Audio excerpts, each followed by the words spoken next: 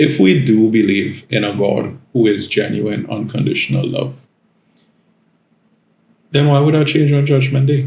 Because Jesus is telling us, stay ready so we don't need to get ready. Hi everyone, Angelo here. I'm a creative and theologian, and it's the first Sunday of Advent. So Happy New Year. We are in the first Sunday of Advent, and that means it's the beginning of a new liturgical year. So this year we'll be focusing mostly on the Gospel of Luke. So how last year, year B, we focused mostly on the Gospel of Mark. Now in this new year, year C, we'll be focusing mostly on the Gospel of Luke.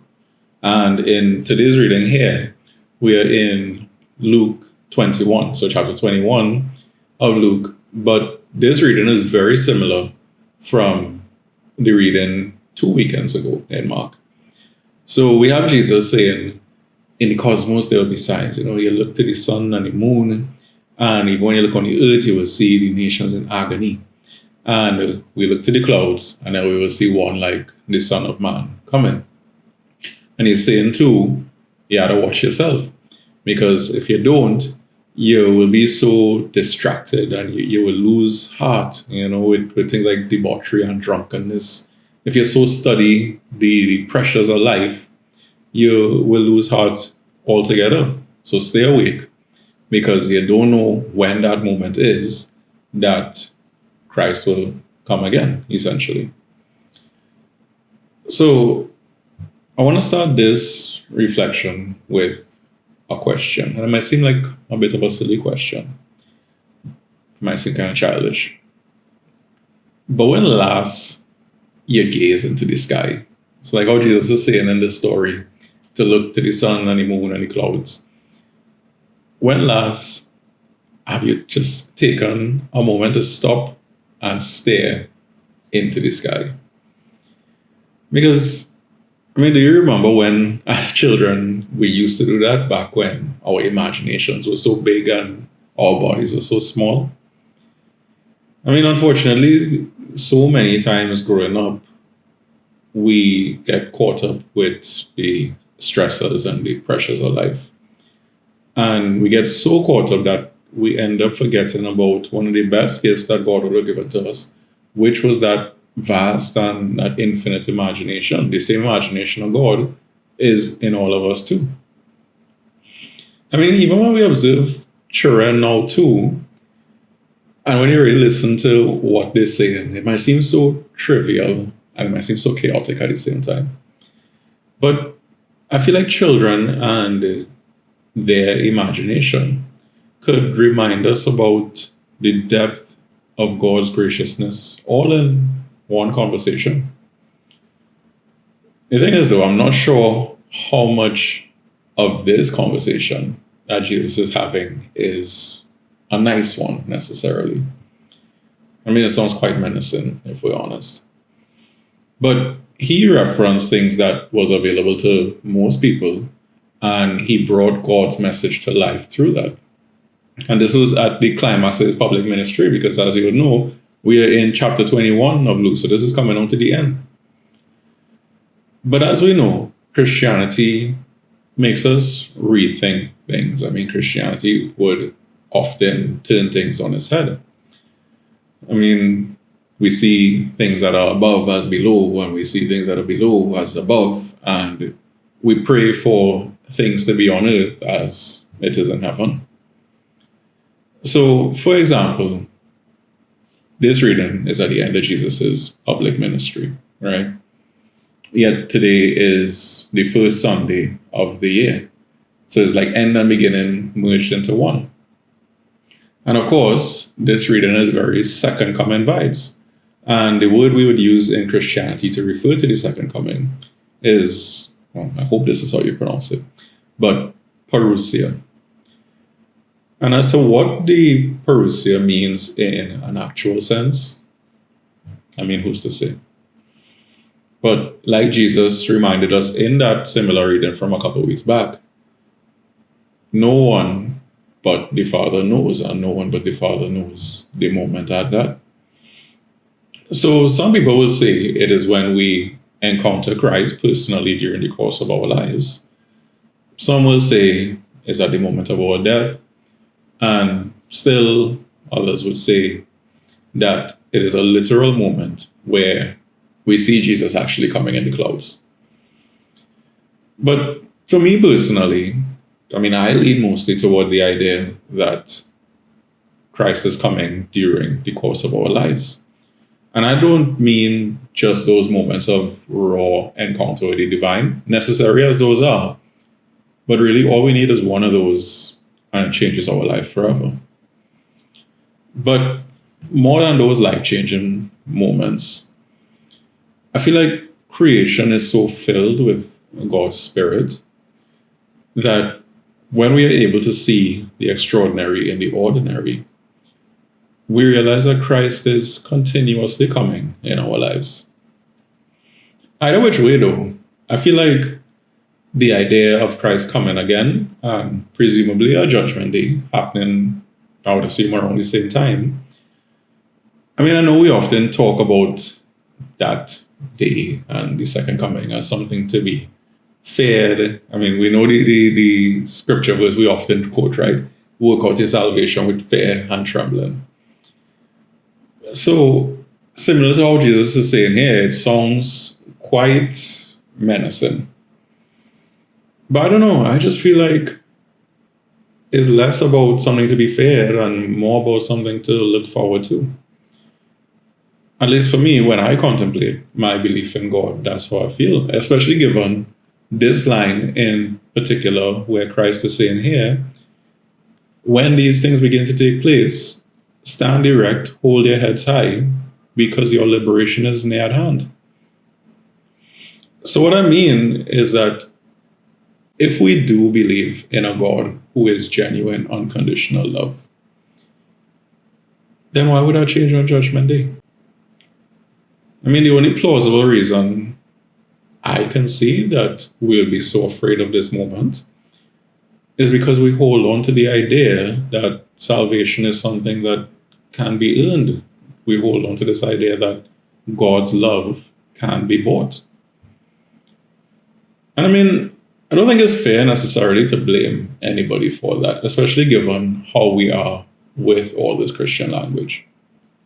But I mean, besides that, we spend our whole lives having to earn everything. And it feels like love and belonging especially. But at least that's my perspective and my context from growing up in Trinidad and Tobago. And this isn't to talk about families and parents who are doing the best for their children to make their children feel that unconditional love from them. I'm not referring to that.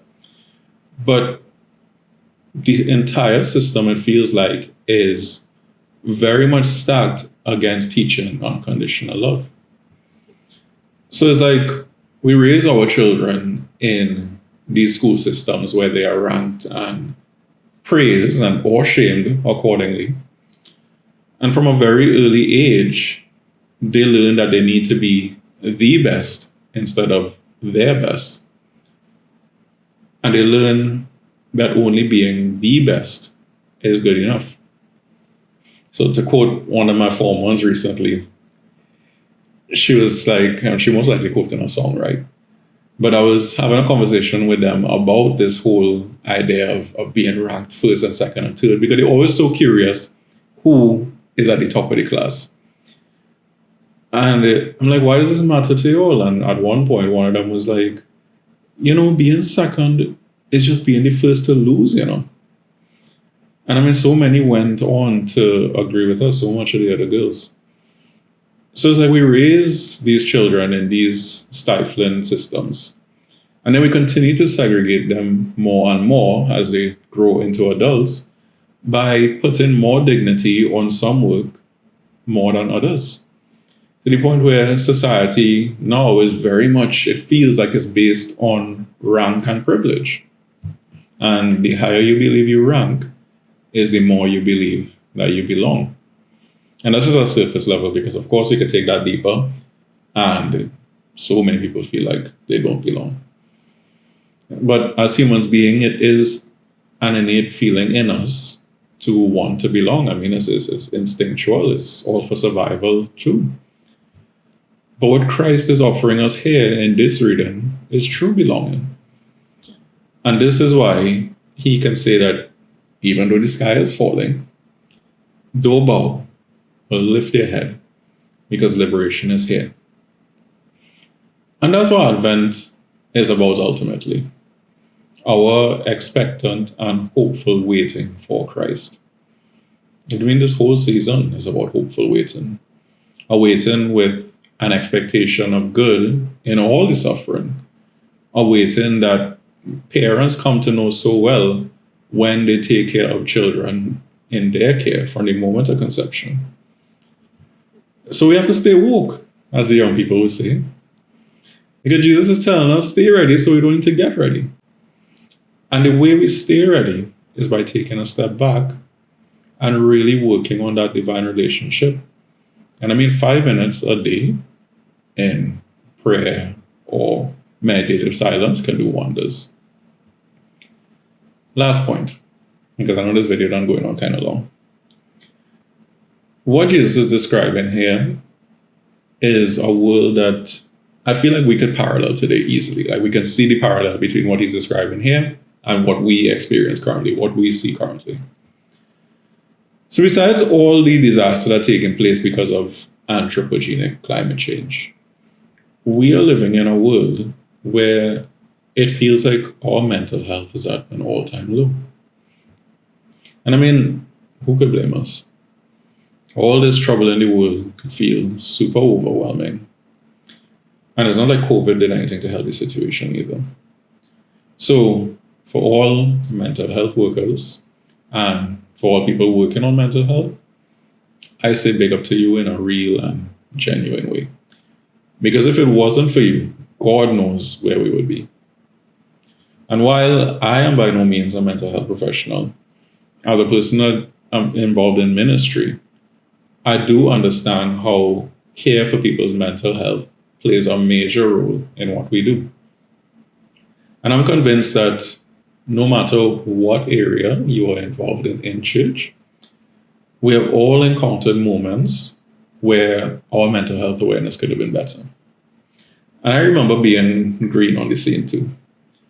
And I'd always struggle with a question like, what can I say to this particular group of people? I mean, it was any group really, any group I had to approach. I'd always struggle and wonder, what can I say to X group? But ironically, the deeper that I got into adult ministry, is the more I realize it's less about me having something profound to say, and more about giving a listening ear. Because I find like a lot of times people might have answers to their questions inside of them. So it's not that they lack the answers or the wisdom. It's just that they lack a listening ear or an empathetic shoulder. So my advice to anyone who is involved in ministry or having to take care of others the way Jesus did, just like the recently concluded synod, I would say talk less and listen more. Maybe while staring into the sky. I'd say that would be good advice in general, yes, to be honest. But as we are in this new season and in this new liturgical year, I am excited to see how the things that are around us, what is most available to us, how God's message comes alive for us. Anyways, that's it for me this week. And as always, I appreciate you so much for watching. Thank you.